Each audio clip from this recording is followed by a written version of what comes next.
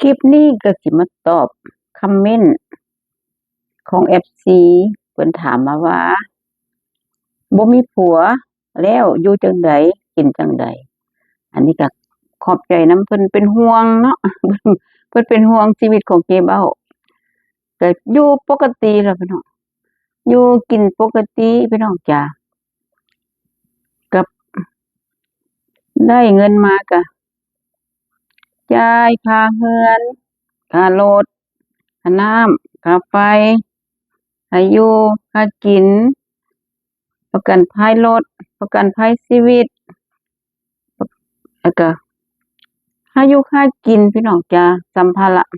ค่าตลาดสดค่าเบิร์ธเดย์สู่ขวัญไปเที่ยวไปลิ้นไปกินก็อยู่นี่ล่ะพี่น้องจ้ะสา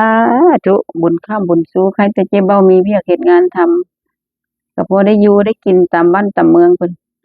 คันบ่มีเวียกเฮ็ดงานทำนี่บ่ฮู้จักว่าเจ๊เบ้าสิไปนอนอยู่ก้องขัวทางใดพี่น้องจ้าตามนี้เด้อหวังว่าคงเข้าใจเด้อ